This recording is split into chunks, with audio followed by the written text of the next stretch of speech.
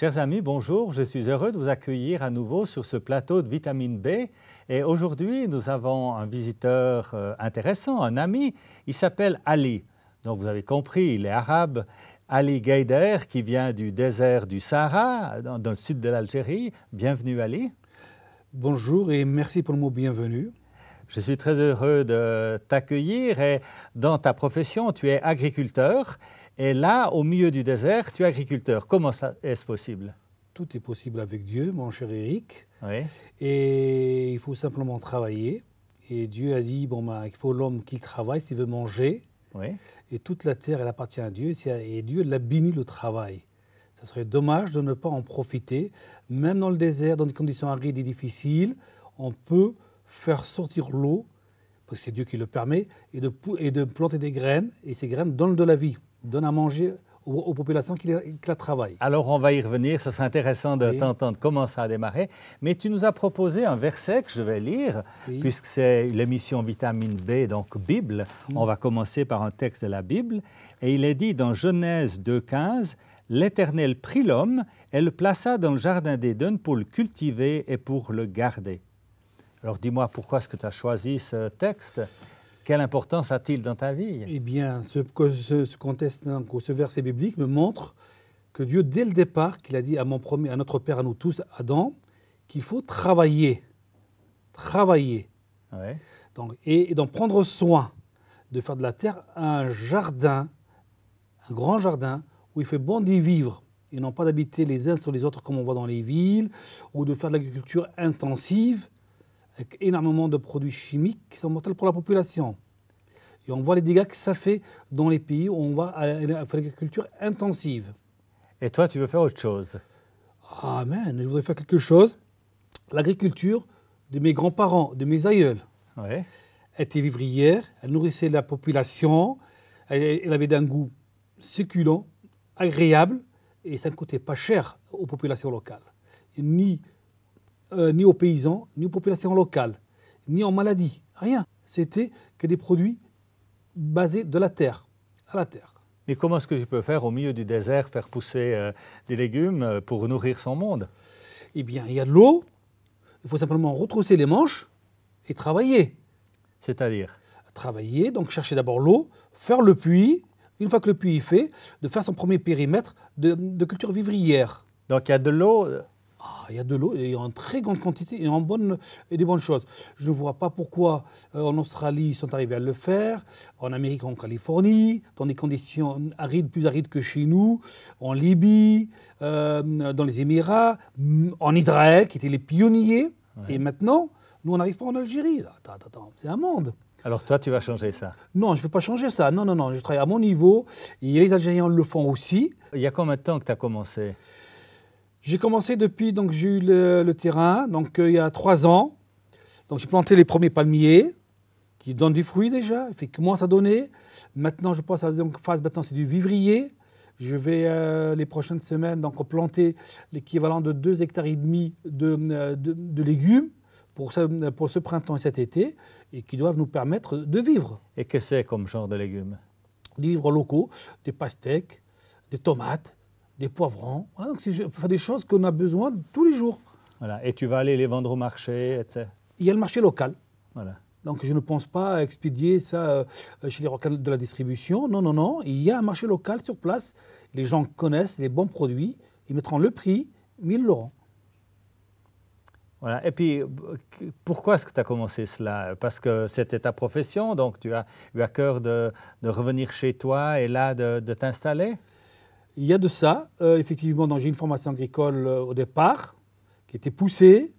J'ai fait du travail à travers l'hémisphère sud, Madagascar, et quelques pays africains et en Roumanie.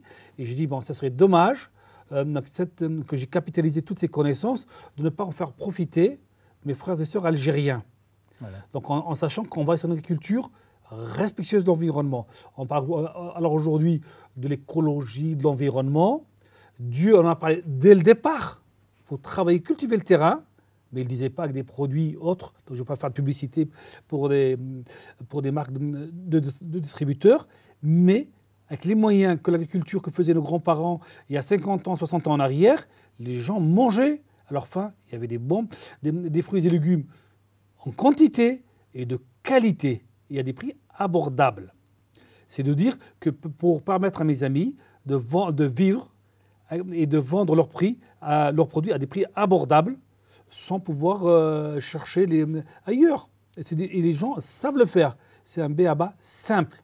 Simplement le vouloir. Il faut le voir. Et il n'y a pas ce vouloir autour de toi. Pour beaucoup de personnes dans cette région n'ont pas tellement cette énergie, cette volonté. Si, mais le problème, ce qui se passe, c'est simplement la démission, j'insiste bien, de la Chambre d'agriculture qui doit faire la vulgarisation, ne le fait pas.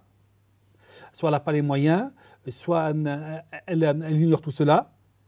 Mais il ne faut pas oublier aussi qu'en Algérie, jusqu'aux années 70, c'était un pays agricole. Ouais. Et après, on a voulu faire des kolkhozes à la soviétique. Ouais. Et c'était un fiasco. Avec tous les milliards que l'État algérien a injectés, les milliards de dollars US, en matériel, en formation, en hommes, c'était un fiasco. Mais l'agriculture, c'est une affaire d'hommes, les gens qui vivent sur le terrain et de terroir, pour ne pas dire de territoire. Mais en quoi alors ce texte biblique influence ce que tu fais? Ce texte biblique, simplement, si je veux avoir la bénédiction de Dieu, il faut que je me mette avec lui, pas contre lui. Ouais. Dieu me dit, travaille, demande-moi et je te donne. Alors, je lui demande simplement un terrain, il me l'a donné. Maintenant, s'il m'a donné, il faut que je le travaille.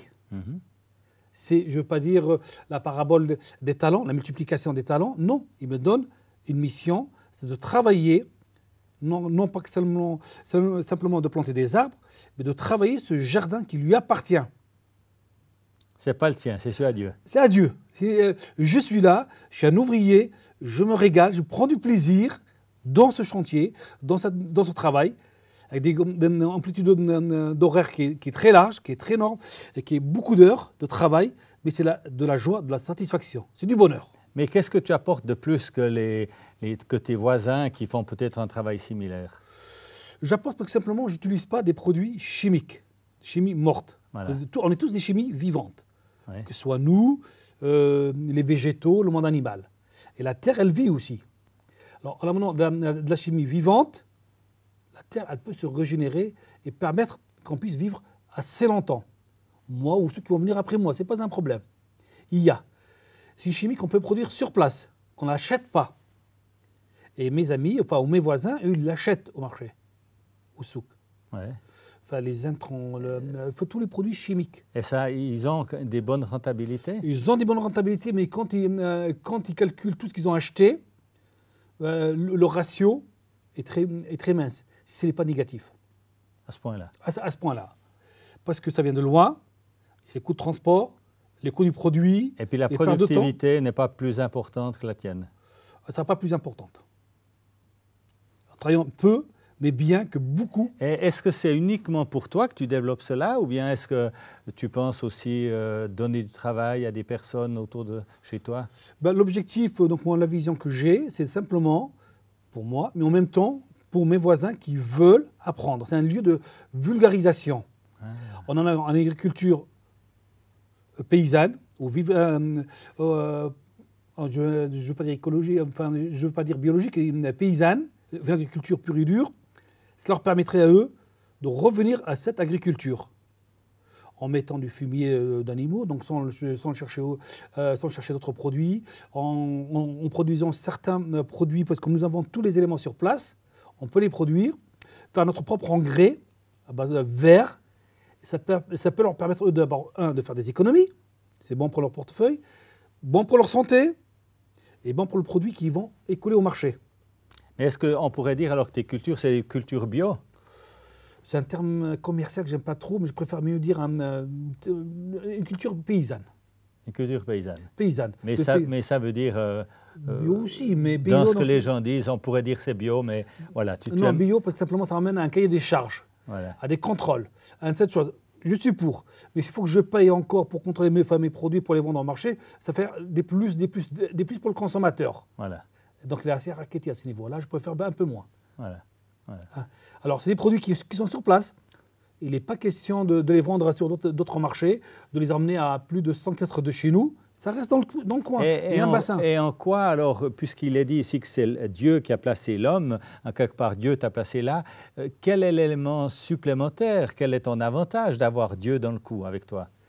Si Dieu est avec moi, personne ne sera contre moi. Sachant que c'est Dieu qui est le maître de toutes choses. Et c'est le maître de ma vie, et le maître aussi de mes biens, de ma maison, de mes champs, qui lui appartiennent. Moi, j'appartiens à Dieu, ma femme et mes gosses appartiennent à Dieu. Nous sommes tous à Dieu. Rien ne nous appartient.